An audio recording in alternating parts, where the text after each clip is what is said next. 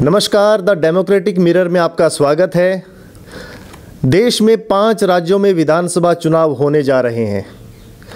विधानसभा चुनाव हो या लोकसभा चुनाव, इस समय कई तरह के सर्वे बाजार में आते हैं टीवी और अखबार के ज़रिए, और इन सर्वे की प्रामाणिकता पर भी सवाल उठते हैं। कई बार सवाल यह भी उठता है कि इस तरह के सर्वे किसी विशेष राजनीतिक दल के पक्ष में किए जाते हैं। हमारे साथ हैं सेफोलॉजिस्ट, राजनीतिक विश्लेषक और चुनावों पर नज़र रखने वाले मंजेश राणा। सर, स्वागत है आपका। शुक्रिया बहुत बहुत आपका। पहला एक सवाल सर कि अभी इलेक्शन कमीशन की तरफ से गाइडलाइन भी आई है, जो हर बार आती है कि 10 फरवरी से लेकर 7 मार्च तक सर्वे किसी तरह से अखबार या टीवी पर नहीं होंगे, क्योंकि ये चुनाव लोकसभा का सेमीफाइनल भी कहा जाता है। तो उस फैसले को आप संक्षेप में कैसे देखते हैं? मुझे लगता है राजीव जी, ये बहुत कोई नई बात नहीं है। जब भी इलेक्शंस होते हैं, जब बंगाल में हुए थे और उसके साथ 4 और स्टेट्स में हुए थे, तब भी इस तरीके की नोटिफिकेशन आती है। तो जिस दिन चुनाव शुरू होता है और जिस दिन आखिरी चुनाव होता है, तब तक आप कोई भी एग्जिट पोल या किसी और तरीके का पोल जो है वो कंडक्ट करने के बाद आप उसको पब्लिश नहीं कर सकते। आप उससे रिलेटेड कोई भी इंफॉर्मेशन डिसेमिनेट नहीं कर सकते।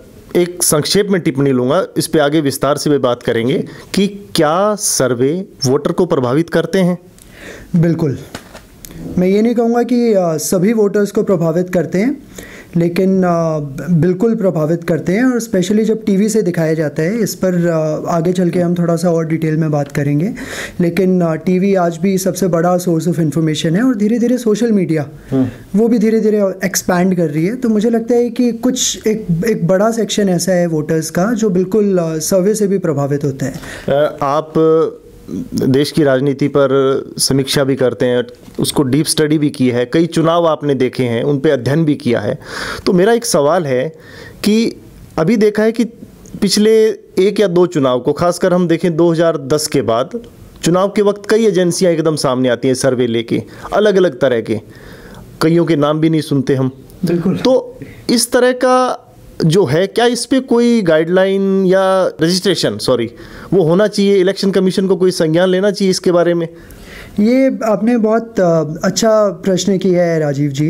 इस तरीके की जो डमी जो एजेंसीज़ हैं, मुझे लगता है कि काफ़ी एक्टिव हो जाती हैं इलेक्शन के टाइम पे, और आई थिंक वो सिर्फ इलेक्शंस के टाइम पे ही पॉपअप करती हैं, बाद में आपको उनके बारे में कुछ सुनाई नहीं देता है। तो मुझे लगता है कि इलेक्शन कमीशन ऑफ इंडिया को थोड़ा रेगुलराइज करना चाहिए, देखना चाहिए कि ये एजेंसीज़ कौन है, किसी पार्टी से तो इसका रिलेशन नहीं है, ओनर कौन है इनके, और पैसा कहाँ से आ रहा है, फंडिंग कहाँ से हो रही है। और एक और चीज़ जो बहुत इंपॉर्टेंट है, इट्स नॉट जस्ट अबाउट कि एजेंसीज़ कहाँ से आती हैं, इट्स ऑल्सो अबाउट कि वो सर्वेज कैसे कंडक्ट करती हैं। तो उस पर बस मैं 1 मिनट लूँगा, लेकिन बहुत ज़रूरी है कि जो आपका सैम्पल साइज़ है, यानी कि जितने इलेक्टर्स को आप बेसिकली सैंपल करते हैं और आप उनके साथ इंटरव्यू करते हैं with the help of a questioner, तो क्या वो जो सैंपल है वो एक इलेक्टोरेट का रिप्रेजेंटेटिव सैंपल है? यानी कि एज के हिसाब से, जेंडर के हिसाब से, कम्युनिटी के हिसाब से, क्या वो उस पूरे इलेक्टोरेट को रिप्रेजेंट करता है? लेकिन यहाँ जितने भी सर्वेज हैं वो अपनी मेथडोलॉजी के बारे में कभी नहीं बताते हैं। मतलब मैंने बहुत कम सर्वेज ऐसे देखे हैं जो अपनी मेथडोलॉजी के बारे में खुल के बताते हैं कि हमने इतने लोगों का इंटरव्यू किया, हमने यहाँ इंटरव्यू किया, हमने इस तरीके से अपना सैम्पल, साइंटिफिक तरीके से हमने अपना जो सैम्पल है वो डिराइव किया। इन सब चीज़ों के बारे में कोई बात नहीं होती है। सीधा एक बड़ा सा नंबर थ्रो कर देते हैं कि 3 लाख लोगों का इंटरव्यू ले लिया, 4 लाख लोगों का इंटरव्यू ले लिया। वो मुझे नहीं लगता कि बिल्कुल भी सही है, क्योंकि आपका सैम्पल अगर एक कॉन्स्टिट्यूएंसी में और उसके बाद में एक पूरे स्टेट लेवल पे अगेन आप 4 या 5 हज़ार अगर इंटरव्यूज़ भी लेते हैं, और हर कॉन्स्टिट्यूएंसी में आप सपोज 200, 300, और हर कॉन्स्टिट्यूएंसी में भी नहीं जाते हैं, 1/3 में भी चले जाते हैं, 1/4 में भी चले जाते हैं, वो भी एक साइंटिफिकली ड्रिवन सैंपल है। तो मुझे नहीं लगता है कि एक अच्छे सर्वे के लिए आपको 3 लाख इंटरव्यूज़ लेने की ज़रूरत है, लेकिन आपने किस तरीके से सैम्पलिंग की वो आप अच्छे से बताएं। खासकर चुनाव के समय जो काफ़ी प्रभावित होते हैं, तो इलेक्शन कमीशन को कुछ ऐसा करना चाहिए कि एकदम से इतनी सारी एजेंसियां ना आए? बिल्कुल रेगुलराइज करना चाहिए, देखना चाहिए। इलेक्शन कमीशन ऑफ इंडिया को उनसे पूछना चाहिए कि आपका क्या अप्रोच है, आपकी मेथोडोलॉजी क्या है, पीछे कहाँ से फंडिंग आ रही है। तो मुझे लगता है कि कुछ हद तक ज़रूर इससे पहले कि पार्लियामेंट इस पर कोई रूल बनाए, क्यों ना इलेक्शन कमीशन ऑफ इंडिया खुद ही इस पर ध्यान दे। और एक जो दूसरी प्रॉब्लम जो मुझे लगता है वो सोशल मीडिया की भी है। यहाँ अगर आप उसको नहीं पब्लिश करते हैं अखबार में या टीवी में, ठीक है, मैं मानता हूँ कि टीवी आज के टाइम पे सबसे बड़ा सोर्स ऑफ इंफॉर्मेशन है, लेकिन what about social media? Facebook पे, ट्विटर पे और स्पेशली व्हाट्सएप पे इतने फॉरवर्डेड मैसेजेस आएंगे, इतने फेक पोल्स आएंगे जिसके बारे में आपको ये नहीं पता होगा कि ये कहाँ से शुरू हुआ है, किसने ये सबसे पहले मतलब एक तरीके से उसको फॉरवर्ड किया है, और वो सर्कुलेट कर रहे होंगे इलेक्शन के टाइम पे। तो despite model code of conduct, despite this ban, वो टेलीविजन पे भले ही ना आए लेकिन वो सोशल मीडिया पे तो फिर भी चल रहे हैं, वोटर तक पहुंच रहा है। सोशल मीडिया को भी कवर करना होगा इलेक्शन कमीशन ऑफ इंडिया को, उसको कॉल लेनी होगी, उसको सोचना होगा कि आगे किस तरीके से हम लोग सोशल मीडिया पे भी ध्यान दें। सोशल मीडिया भी अपना धीरे धीरे स्कोप एक्सपैंड कर रहे हैं। हाँ। अब सवाल पहले भी मैंने पूछा कि ये सर्वे वोटर को कैसे प्रभावित करते हैं, तो इसमें मैं आपसे थोड़ा विस्तार से जानना चाहूँगा कि जैसे एक महिला वर्ग हुआ, पुरुष हुआ, छात्र हुए, किसान हुए, शिक्षित वर्ग हुआ, जितने भी वर्ग हैं, तो उनको ये सर्वे अगर बिल्कुल नीट एंड क्लीन है तो भी किस तरह प्रभावित करेंगे, और अगर प्रायोजित है तो भी उनको किस तरह वो अप्रोच करके प्रभावित करते हैं वोटिंग पैटर्न को? देखिए, एक आपको एक इंटरेस्टिंग डेटा बताता हूँ। ये लोकनीति CSDS का 2017 में जो पोस्ट पोल सर्वेस थे, पंजाब, उत्तर प्रदेश, उत्तराखंड और गोवा, इससे हम लोगों ने एक चीज़ निकाली कि एक प्रश्न था कि आप बेसिकली वोट देने का मन आप कब बनाते हैं। तो काफ़ी लोग ऐसे हैं जो कैंपेन से पहले ही डिसाइड कर चुके हैं कि हमें फलाना को वोट देना है, हमें आम आदमी पार्टी को वोट देना है, बीजेपी को वोट देना है, कांग्रेस को वोट देना है, जिसे भी। लेकिन बहुत सारे वोटर्स ऐसे होते हैं जो कि पॉलिटिकली बहुत ज़्यादा अवेयर नहीं है या पॉलिटिक्स में बहुत ज़्यादा इंटरेस्ट नहीं शो करते, वोट वो फिर भी देते हैं। तो वो एक तरीके से स्विंग वोटर्स हैं, यानी कि वो आखिरी में डिसाइड करते हैं कि उन्हें किसको वोट देना है। तो अगर मैं इन स्विंग वोटर्स की बात करूं, यानी कि वो वोटर्स जिन्होंने इलेक्शन वाले दिन या उससे एक दिन पहले अपना मन बनाया, तो पंजाब में 23%, यानी कि हर 4 में से 1 वोटर लगभग, उत्तराखंड में 20%, यानी कि लगभग हर 5 में से 1, उत्तर प्रदेश में 29%, यानी कि लगभग हर 3 में से 1 वोटर, और गोवा में 37%, यानी कि हर 5 में से 2 वोटर्स। ये ऐसे हैं जो अपना मन बिल्कुल आखिरी में बनाते हैं। तो मुझे लगता है ये वो सेक्शन है जिस पे कहीं ना कहीं इन सर्वेज का, जैसे ही उन्हें पता लगेगा कि कोई हार रहा है या कोई जीत रहा है, तो दोनों संभावना है। ये भी हो सकता है कि वो जीतने वाले के साथ हो जाएं, हवा के साथ हो जाएं कि अरे ये जीत रहा है तो वोट क्यों खराब करनी, इसी को वोट दे देते हैं। और ये भी हो सकता है कि किसी को हारते हुए देख के वो सब एकजुट हो जाएं कि अरे ये हार रहा है तो हमें इसको वोट देना चाहिए ताकि ये जीते। तो मुझे लगता है कि दोनों तरीके से ही इस तरीके की चीज़ें जो हैं वो प्रभाव तो डालती हैं वोटर्स, स्पेशली जो लास्ट मोमेंट पे डिसाइड करते हैं, आखिरी दिन, एक दिन पहले, लास्ट के अंदर। अब सवाल ये उठता है कि जितनी भी एजेंसी है तो क्या उनको जो डेटा है वो सार्वजनिक करना चाहिए? क्योंकि जब उनसे पूछा जाता है तो वो बोलते हैं कि प्राइवेसी के कारण ऐसा नहीं कर सकते। तो क्या वाकई में प्राइवेसी है या फिर उनका जो सैंपल साइज है वो मैनिपुलेटेड होता है इनका? ज़्यादातर कंपनीज से अगर आप पूछते भी हैं तो वो सैम्पल साइज़ तो अपना बता देते हैं, लेकिन आपको कैसे पता लगेगा कि उन्होंने 3 लाख लोगों का इंटरव्यू किया भी है कि नहीं किया है, या फिर उन्होंने 3000 का इंटरव्यू किया है और वो 3 लाख बता रहे हैं। और जैसे मैंने आपको बताया कि यहाँ 3000 और 3 लाख इतना बड़ा डिफरेंस नहीं है। अगर आप 3000 अच्छे तरीके से साइंटिफिकली अगर आप सैम्पल उठाते हैं तो वो भी ठीक है। और जो आपने कहा कि उनको दिखाना चाहिए, उनको बताना चाहिए, उसमें झिझक क्या है, मुझे लगता है कि वो वही है कि प्रिवेसी की जहाँ तक की बात है तो आप रेस्पोंडेंट का नाम मत बताएं, लेकिन आप ये तो बताएं कि आपके सैंपल में कितने महिलाएं थी, कितना पुरुष था। मैं सैंपल एजेंसी का नाम नहीं लूँगा, लेकिन वेस्ट बंगाल में एक इसी तरीके का सर्वे हुआ, वहाँ 70% मेन है, 30% विमेन है। तो वो रिप्रेजेंटेटिव सैंपल ही नहीं है, तो उसमें मेन जो है वो ओवर रिप्रेजेंटेड है आपके सैंपल में। ऐसे ही अगर आपने यूपी में, इतना इम्पॉर्टेंट है कि आज के टाइम पे जब लोअर ओबीसीज़ के बारे में बात हो रही है कि वो कितने इंपॉर्टेंट होंगे और कैसे अखिलेश यादव ने छोटी छोटी पार्टीज़ के साथ मिलके कोशिश की है कि लोअर ओबीसी में अपना बेस बढ़ाया जाए, तो वहाँ अगर आपके सैंपल में लोअर ओबीसीज़ नहीं होंगे जितने कि यूपी में हैं, इन दैट सेम प्रोपोर्शन, तो आपका सैम्पल रिप्रेजेंटेटिव नहीं होगा। तो मुझे लगता है कि एक जिस तरीके से यूएस में या यूके में it's a very common practice, एक स्टैंडर्ड्स हैं जिसको वो मेंटेन करते हैं, इसी तरीके से इंडिया में भी थोड़ा इन एजेंसीज़ को प्रोफेशनल होना होगा, तभी लोग इन पर ट्रस्ट कर पाएंगे। तो थोड़ा सा उनको प्रोफेशनली बताना होगा, एक थोड़ी सी इन्फॉर्मेशन दें, थोड़ा क्रॉस टैबुलेशंस बताएं कि ये कम्युनिटीज़ हैं जिनको हमने इंटरव्यू किया है, किसका कितना प्रोपोर्शन है, किसकी कितनी रेशियो है, महिलाएं कितनी हैं, पुरुष कितना है, एज के हिसाब से कितनी कॉन्स्टिट्यूएंसीज आपने लिए। ये नहीं कि हमने पूरे बंगाल में, पूरे यूपी में, पूरे पंजाब में हमने सब जगह चले गए, हमने इतने लोगों को इंटरव्यू कर दिया। तो it shouldn't be like this. थोड़ा अकाउंटेबिलिटी, थोड़ा ट्रांसपेरेंसी, ये सब बहुत ज़रूरी है। इन सर्वे के ऊपर सवाल इसलिए भी उठ रहे हैं सर कि जो सवाल पूछे जाते हैं या फिर जो सर्वे अखबार या टीवी में दिखता है, उनमें शिक्षा, स्वास्थ्य, इनका जिक्र नहीं होता। धर्म या कुछ जो जातीय मुद्दे हैं उनके आधार पर वो क्लियर सर्वे दिखाते हैं। तो आपको के हिसाब से क्या ये प्री प्लानिंग है या फिर समाज को देखने का नज़रिया बदलता जा रहा है? देखिए, सबसे पहले तो जो दिखता है, जो बिकता है वो दिखता है।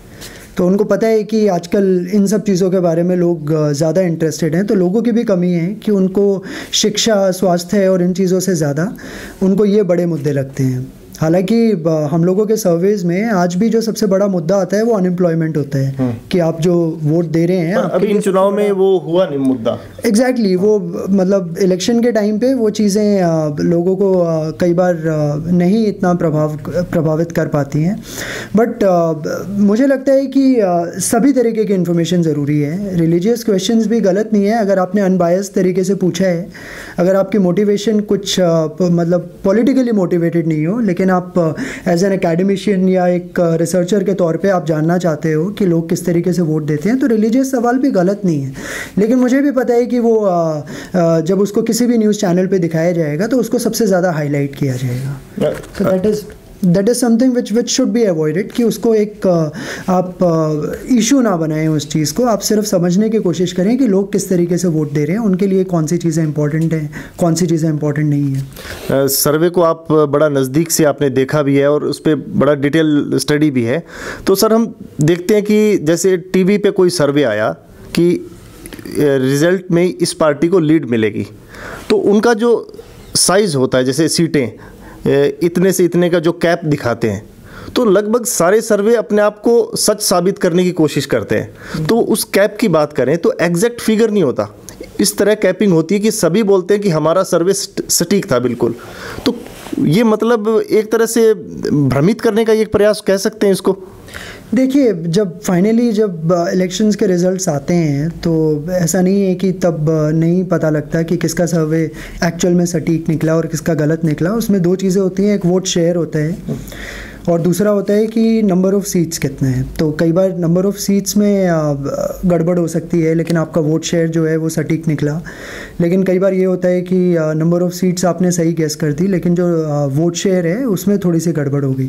तो जो भी चीज़ें हैं, मुझे लगता है कि भ्रमित तो वो क्या ही करेंगे। जब इलेक्शन का रिजल्ट आता है तो उसके बाद में सभी को पता चल जाता है कि कौन अच्छा सर्वे करता है, कौन ख़राब करता है, किसका सटीक था, किसका सटीक नहीं था। तो इन सब चीज़ों के बारे में तो मुझे लगता है कि जनता खुद ही समझदार है, उसको बाद में पता लग जाता है। बट हाँ, ये अपने आप में एक मतलब बहुत एक घंटे तक शो करना और उसके बाद में बताना कि ये देखिए हमने ये बताया और इस तरीके से ये चीज़ निकली, तो मुझे लगता है उससे ज़्यादा अभी भी मुझे लगता है कि लोगों को थोड़ा सा न्यूज़ चैनल्स को रिस्पॉन्सिबल होना चाहिए और उनको अवेयर करना चाहिए कि किस तरीके से सर्वे हमने किया है। कोई उस पर ध्यान नहीं देता, सीधा नंबर्स थ्रो करते हैं। सर, अंतिम सवाल ये आपका हम व्यक्तिगत आंकलन जानना चाहेंगे। 5 राज्यों में से 3 राज्य हैं, उत्तर प्रदेश, पंजाब और उत्तराखंड, हिंदी भाषी क्षेत्र। तो आपको पहले पंजाब की बात करते हैं। 3 पार्टियां मुख्य रूप से मैदान में हैं, भारतीय राष्ट्रीय कांग्रेस, आम आदमी पार्टी और अकाली दल। इसके अलावा बीजेपी है पर उतना नहीं है। आपको क्या लगता है कि कौन सी पार्टी लीड ले सकती है इस बार पंजाब में? उसके बाद मैं यूपी पे आऊँगा। मैं पंजाब में मुझे लगता है कि थोड़ा हंग असेंबली की तरफ जा सकता है, लेकिन सिंगल लार्जेस्ट पार्टी मुझे अभी भी लगता है कि कांग्रेस ही होगी। और देखना ये होगा कि दलित वोटर्स जो हैं, जो लगभग 32% है पूरे पंजाब के, वो चन्नी को कितना बैक करते हैं।